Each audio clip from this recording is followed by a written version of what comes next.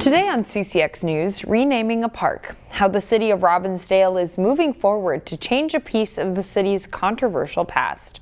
The Robbinsdale City Council is holding a public hearing later this month to rename Sandborn Park. As the Lane Cleveland reports, the Families Association with racial covenants are at the heart of the matter.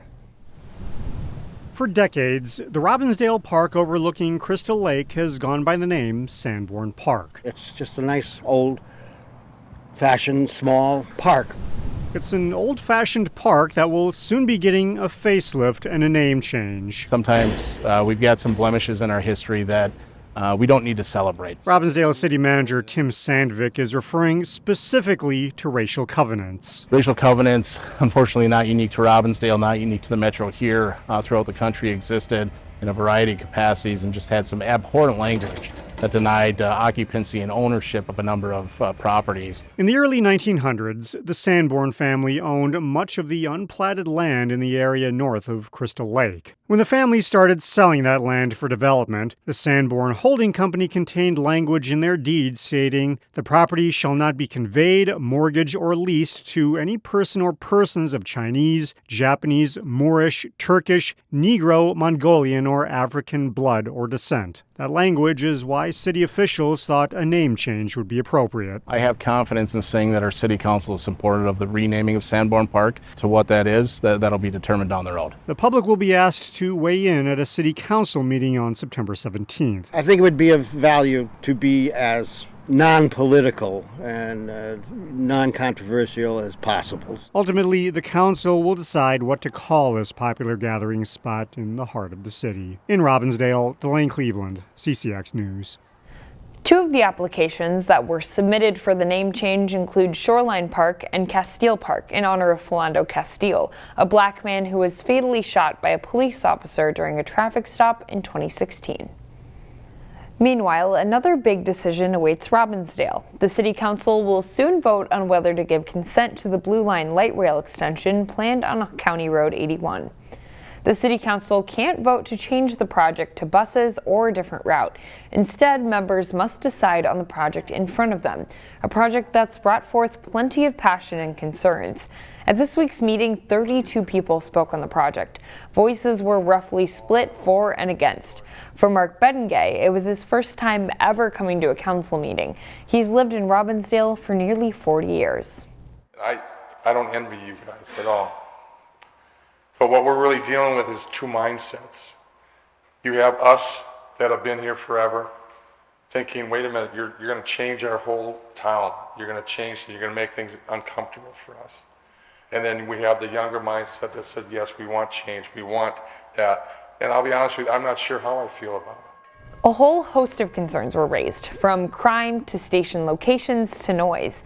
North Memorial Health Hospital raised another concern that the proposed crossings at Lowry and Victory Memorial Parkway could delay saving lives. Hospital officials say of the 60,000 patients they see annually, about a third drive in their own vehicles, some with life-threatening conditions. The Robbinsdale City Council is expected to vote on the project at its September 17th meeting. Golden Valley police arrested two teens after a chase in a stolen sports car, but one suspect was able to escape. Golden Valley Police Chief Virgil Green says officers followed a stolen Porsche on Interstate 394, eventually stopping the vehicle near the Brookview Golf Course. 3 suspects ran from the scene. 2 were arrested with the help of police dogs. They called off the chase for the last suspect after a drone search at the golf course came up empty. Police say they found a loaded handgun in the stolen vehicle. A set of townhomes with upscale amenities are coming to Crystal next spring. What's currently a small house is being torn down to become 4 twin townhomes just off of 36th and Douglas. Once complete, each townhome will have 2 units. Each will have 3 bedrooms, 2.5 bathrooms, and a garage. One of the developers, Aaron Baruch, says the units will have upscale amenities like an in-unit washer-dryer. The properties will be rentable at market rate. This is a new venture for the city of Crystal. I think that's going to make it something unique to Crystal because a lot of the townhomes here are from the 60s and 70s.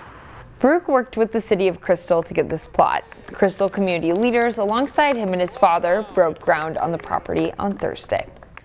At North Hennepin Community College, a brand new art show kicked off the fall semester thanks to faculty and alumni. I think one of the ones that I'd like to start with is Will Agar. He's faculty emeritus and started the program, was here in the 80s. He was my professor and an inspiration for all of these photographers that we see here on this wall. Gina Dabrowski gave CCX News a tour of the new exhibit, which features a range of art from paintings to photography to sculpture and graphic design. One of the paintings, this jellyfish piece, even lights up. Many of the alumni have gone on to careers using their art lessons from North Hennepin. One of the former students who did this painting now creates to bring life to Minnesota driver and vehicle services locations. And I think that that's what makes this show so unique, is that we have former students, but that they also have a voice and get to talk about what they learned and who influenced them and what they've gone on to do. And that for me is just so moving. And we leave you now with more art from the North Hennepin Fall exhibition.